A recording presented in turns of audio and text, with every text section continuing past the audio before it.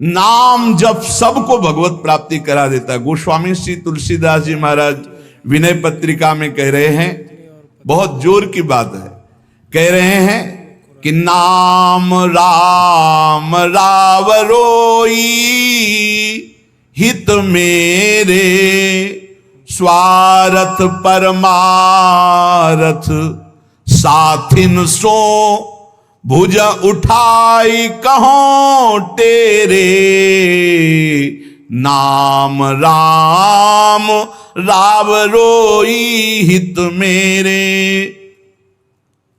मैं हाथ उठा के कहता हूं, जो स्वार्थ के मार्ग में चलने वाले हैं या परमार्थ के मार्ग में चलने वाले हैं, या आप जितने भी मुझे अपना मानते हैं संगी साथी, मैं सबसे हाथ उठा के पुकार करके घोषणा करता हूं कि त्रिभुवन में केवल एक परम कल्याण करने वाला भगवान का नाम है। मेरी बात मान लो।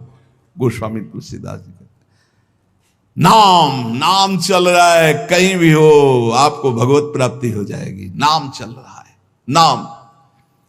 जननी जनक तजो जनमी करम बिनु विधु ही सृजो अवडेरे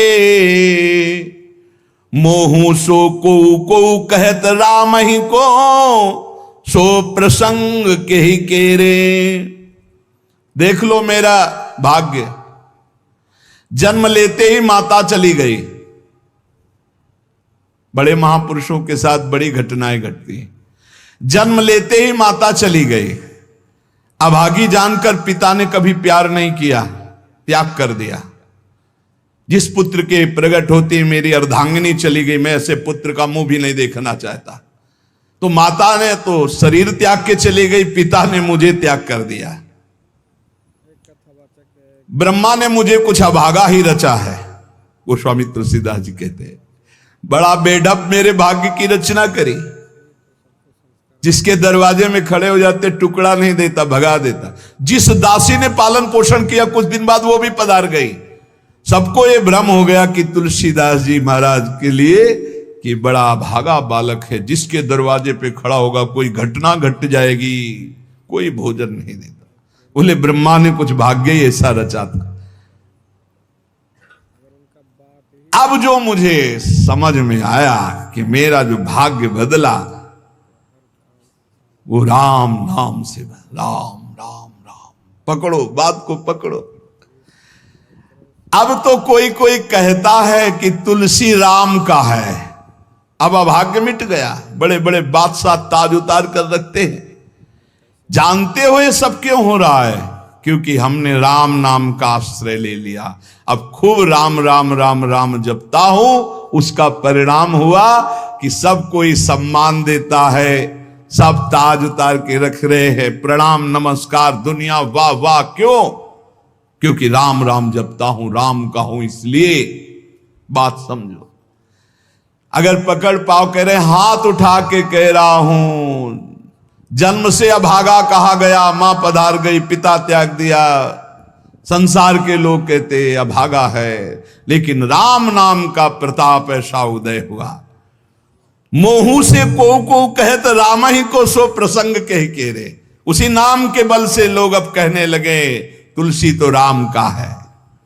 फिर ओ ललाट बिनु नाम उदर लगी, दुखो दुखित मोहि हेरे। आहा, जब मैं राम नाम का आश्रय नहीं लिए था, तब पेट भरने के लिए द्वार द्वार पर ललचा कर भूख से व्याकुल होकर खड़ा होता। उस समय मेरी दशा मुझे याद है कि अगर दुख देखे तो दुखी हो जाए, ऐसी मेरी दशा थी। बालक अवस्था, भूख से व्याकुल, दूसरे के दरवाजे पे खड़ा और धक्का मार के लोग भगा देते, अभागी है। फिर ओ ललाट बिनु नाम उदर लगी, दुखो दुखित मोहि हेरे। अब बोले नाम प्रसाद लहत रसाल फल, अब हो बबूर बहेरे। नाम राम राव रोई हित मेरे। जब नाम जब शुरू हुआ तो नाम की कृपा से क्या हुआ कि बबूल और बहेड़े के जो वृक्ष थे अब उनमें आम लग गया। मान लो मेरा जीवन बबूल का पेड़ था, बहेड़े का पेड़ अपवित्र माना जाता है, लेकिन उसमें आम लग सकता है, लेकिन लग गया क्योंकि मेरा जीवन ऐसा था। आज परमानंद की बाढ़ आ रही। बोले वे किसके बल से? बोले राम राम राम, नाम के बल से आई। नाम प्रसाद लहित रसाल फल, रसाल माने आम का फल। अब हो बबूर बहेरे। पहले तो मैं कैसा था? बोले बबूल का पेड़, काटा ही उगेगा, दुख ही मिलेगा। जब नाम का जप शुरू किया तो उसी बबूल में रसाल लग गया, आम का फल अर्थात महान आनंद। साधत साधु लोक परलोक ही, सुनि गुनि जतन घनेरे। तुलसी के अवलंब नाम को, एक गांठ कई फेरे। नाम राम राव रोई हित मेरे। संत जनों ने, शास्त्रों ने जब कहा कि जीव के समस्त दुखों को मिटाने में समर्थ है नाम, बस उसके अनुसार हमने पकड़ लिया, नाम जप करना शुरू कर दिया। उनकी बात मान करके जब नाम जप किया तो लोक परलोक सब बन गया। हरिवंश महाप्रभु कहते ई परलोक सकल सुख पावत, मेरी सो भैया कृष्ण गुण संचु। इस लोक और परलोक में समस्त सुख आपका वर्ण कर लेंगे, मेरी बात मान लो, मेरी कसम है तुम्हें, तुम नाम जप शुरू कर दो। अगर दुख से निपटना चाहते हो, तभी लोग कहते हैं बाबा का हर प्रश्न का उत्तर नाम होता है। इसलिए नाम है कि एकमात्र समर्थ नाम है जो सारे पापों को मिटा दे। पापों से ही दुख मिलता है। ऐसा कोई पुण्य नहीं है जो इतना समर्थ हो कि हमारे जमा के जमा गोदाम पापों को नष्ट कर दे। वो नाम, नाम संकीर्तनम यस्य सर्व पाप विनाश, समस्त पापों का नाश नाम से। लोक परलोक बनाना है तो संतों से सुना, शास्त्रों में सार बात पकड़ी, नाम कीर्तन, नाम जप। अब तुलसी ने तो एक ही सहारा पकड़ लिया है, राम राम राम, एक ही अवलंबन। जैसे गांठ तो एक ही होती है, लपेटा उसमें 100 मार दिए जाए, ऐसे ही साफ शास्त्र हैं, मेन बात है, पॉइंट की बात है, नाम जप। यज्ञानाम जप यज्ञोष्मी, जितना नाम जप कर लोगे उतने ही सुखी हो जाओगे। बात को पकड़ लो। गोस्वामी तुलसीदास जी कहते हैं, तो श्री तुकाराम जी महाराज कहते हैं, संदेह मत करो, वही एकांतवास सफल है जो समाधि में है। समाधि कैसी है? नाम की समाधि, नाम का ध्यान, 2 अक्षर राधा, वही गूंज रहा है। अब समाज में बैठे हो तो एकांत, एकांत में बैठे हो तो एकांत। और अगर नाम जप नहीं चल रहा तो श्री तुकाराम जी महाराज कह रहे हैं केवल एकांत में बैठे रहना प्रमाद है। एकांत में समय व्यतीत पड़े हैं वो प्रमादी है। तो कहा ऐसे एकांतियों को, जैसे सांप भी तो बिल में रहता है, गुफा में चूहा भी रहता है, पीछे आपने चर्चा सुनी, क्या उनको भगवत प्राप्ति हो जाती है क्या? हाँ, नए साधक को चाहिए कि कुछ समय एकदम शांत, जैसे आप लोगों के पास कुटिया है, कमरा है, एकांत कमरे को अपना गुफा समझो, सेवा और वाणी पाठ आदि किए, कुछ समय तो एकांत मिलता ही है। उस समय बैठ करके मन को प्रभु के चिंतन में, कई बार हम कहते हैं कि आप कहाँ हो, हजारों बार यहां सत्संग में कहते हैं नाम चलाओ, अंतर्मुख। जब हम सेवा में लगे हैं तो नाम चिंतन चल रहा है, जब सेवा से विलग हैं तो एकदम समाधिस्थ हैं, एकदम आनंद, नाम चल रहा जी। ठाढ़े बैठे परे उताना, कबीर काहे हम राय ठिकाना। चिंतन ही हमारे जीवन का सार है, इतनी बात समझ लो। अगर आपका चिंतन नहीं चल रहा, हम कोई महत्व नहीं रखते, इन सब बाहरी बातों का महत्व नहीं रखते, ध्यान रखना। खास बात है आपका चिंतन क्या चल रहा है। हमारे हृदय को प्रसन्न करने वाली सबसे बड़ी सेवा है आपका चिंतन। अचानक दृष्टि आपके चेहरे में पहुंचे और आपकी नेत्र दिखाई दे रहे अंतर्मुखता में, एक हृदय में शीतलता आ जाती है, हाँ काम हो गया। अगर साधक ऐसे चलेगा तो बहुत जल्दी काम हो। मुख बरनत हरिवंश चित्त नाम हरिवंश रति, मन सुमिरन हरिवंश, यह जो कृपा हरिवंश। एक क्षण का भी, जैसे हम चर्चा कर रहे हैं तो भगवत चर्चा और एकांतिक कर रहे हैं तो भगवत प्रश्नोत्तर, उस समय भी किसी के भी एक चेहरे को लक्ष्य बना लेते हैं, वो समझता है हमको बहुत प्यार करके देख रहे हैं। नहीं, हम उस समय नाम लिखते हैं, नाम लिख करके वार्ता करते जा रहे हैं, बराबर दृष्टि उसके जमाए हुए हैं, वो समझ रहा है हमारी तरफ देख रहे हैं, हम बिल्कुल नहीं पहचानते ही नहीं कौन होगा, हम तो बोर्ड मिल गया, अच्छा उसमें नाम लिख रहे हैं और अपनी वार्ता कर रहे हैं। साधु हर समय सावधान सो साधु नहीं, साधु काहे का सेवा सुमिरन सावधान। इसलिए हम माइक से गरज के कह रहे हैं कि हम कभी भी किसी से पूछ सकते कहां हो, पक्का समझ लो।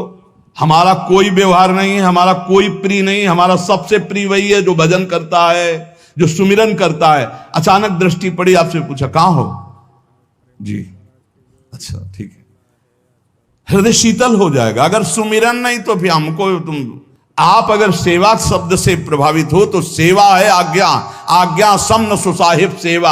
अब जो ही कहा करें हम सोई आयस ले चलें, सेवा की आड़ में अपनी चित्त वृत्ति का मनोरंजन मत कीजिए, मनोभंजन करना है, हर समय भगवत चिंतन परायण रहना है। अगर भगवत चिंतन नहीं तो आपका कोई अस्तित्व, देखो ये बड़ी दौड़ है, छोटी मोटी दौड़ नहीं है, ये बहुत बड़ी दौड़ है। आपको संसार समुद्र से अकेले पार होने की बात नहीं, तुम साधु हो, तुम लाखों को पार कर सकते हो, समझना।